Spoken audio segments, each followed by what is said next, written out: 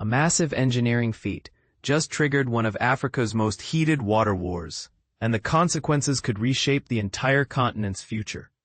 On Tuesday, September 9, 2025, Ethiopia officially opened the doors to what has become Africa's most powerful hydroelectric dam, a colossal structure that promises to transform millions of lives while simultaneously threatening to destroy relationships with neighboring countries. The Grand Ethiopian Renaissance Dam, or GERD as it's commonly known, has finally reached its maximum electricity generating capacity of 5,150 megawatts, making it not just Africa's largest hydroelectric facility, but one of the top 20 most powerful dams on the entire planet.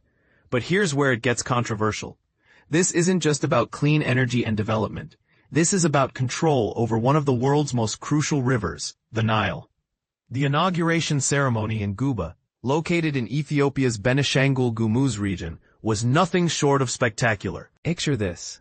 Ethiopian fighter jets screaming across the sky above thundering white waters that cascade 170 meters down the dam's face, creating a mist that rises like smoke from the earth below.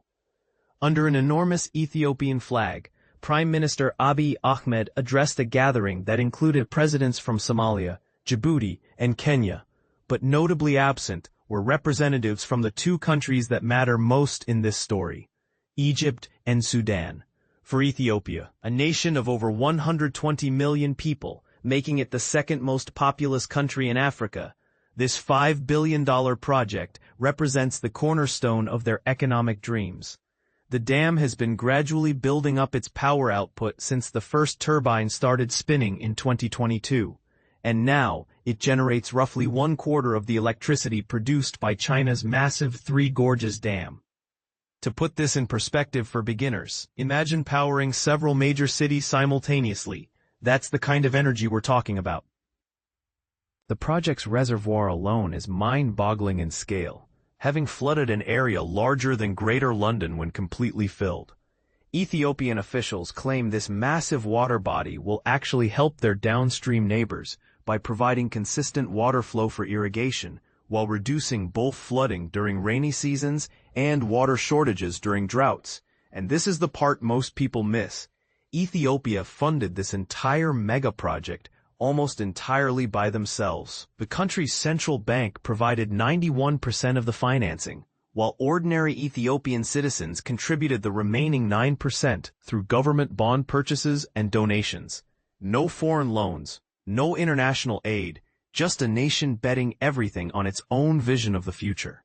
But here's where the story takes a dramatic turn, and why this dam has become one of Africa's most contentious issues. Egypt is absolutely furious, and they have every reason to be terrified. The ancient civilization that has thrived along the Nile for thousands of years now faces what they consider an existential threat. With approximately 108 million people depending on the Nile for 90% of their fresh water supply, Egypt views any upstream interference as potentially catastrophic. They've been fighting this project diplomatically since construction began in 2011, arguing that it violates water treaties dating back to the British colonial era. Egyptian Foreign Ministry spokesperson Tamim Khalaf made it clear on Monday that his country will continue monitoring developments closely and reserves the right to take all appropriate measures to protect Egyptian interests.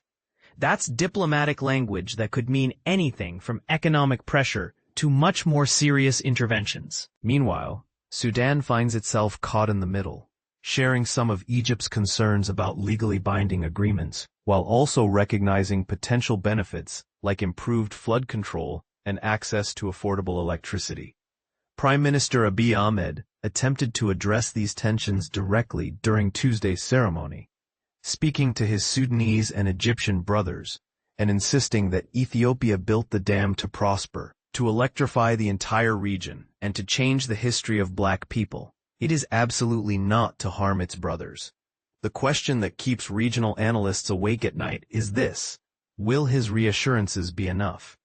Interestingly, independent research suggests that so far, the dam hasn't caused the catastrophic downstream disruptions that critics predicted. This is partly due to favorable rainfall patterns and Ethiopia's cautious approach to filling the reservoir over a 5-year period, timing the process with wet seasons to minimize impact.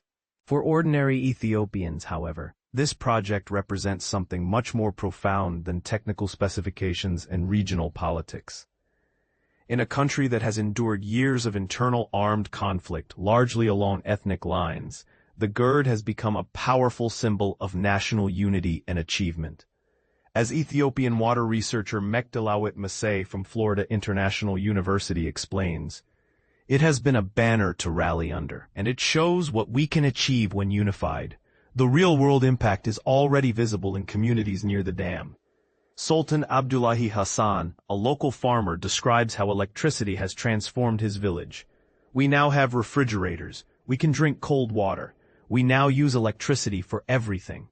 These might seem like small luxuries to those in developed countries, but they represent life-changing improvements for rural African communities. Yet here's the sobering reality that dampens some of the celebration. While this massive dam can generate enough electricity to power millions, most rural Ethiopians will have to wait considerably longer to actually benefit from it. The country's transmission infrastructure simply isn't developed enough to deliver power to remote areas effectively. Current statistics reveal a stark divide. While 94% of urban areas had electricity access as of 2022, only 55% of Ethiopia's total population enjoys reliable electrical power, according to World Bank data. The extra energy will certainly boost Ethiopia's emerging Bitcoin mining industry, but the average rural farmer might not see a light bulb in their home for years to come. This creates a fascinating paradox. Ethiopia has just completed one of the world's most impressive infrastructure projects, yet half their population still lives without electricity. It's a perfect example of how mega projects can be simultaneously transformative and inadequate. Now, here's the controversial question that nobody wants to ask publicly. Is Ethiopia's right to develop its natural resources more important than Egypt's historical dependence on Nile water? Some argue that colonial-era treaties shouldn't determine 21st-century development policies, especially when they prevent African nations from utilizing their own natural resources to lift millions out of poverty. Others contend that international water law exists for good reasons, and upstream countries can't simply ignore the needs of downstream neighbors who have no alternative water sources. During his first presidency, Donald Trump attempted to broker a deal between the parties, but those negotiations ultimately failed to produce lasting agreements. The Biden administration has largely stayed out of the dispute, leaving African nations to resolve this complex issue themselves. As Ethiopia celebrates this engineering triumph and Egypt watches nervously from downstream, the broader implications extend far beyond electricity generation and water rights. This conflict touches on fundamental questions about sovereignty, resource development, colonial legacies, and how African nations should balance their own development needs with regional stability. The GERD story is far from over. Egypt has already begun strengthening relationships with Ethiopia's regional rivals, particularly Eritrea, while continuing to seek international support for their position. Ethiopia, meanwhile, is moving forward with plans to export surplus electricity to neighboring countries, potentially creating new economic dependencies and alliances. So here's what I want to know. Do you think Ethiopia has the right to build whatever infrastructure it wants on its own territory, regardless of downstream impacts? Or should historical water agreements and regional stability take precedence over national development ambitions? And perhaps most importantly, is there a way for all parties to benefit from this massive project? Or are we witnessing the beginning of Africa's first major water war? The answers to these questions will likely determine not just the fate of the Nile River, but the future of cooperation and conflict across the entire African continent. What's your take? Is this a triumph of African engineering and self-determination, or a dangerous precedent that threatens regional stability?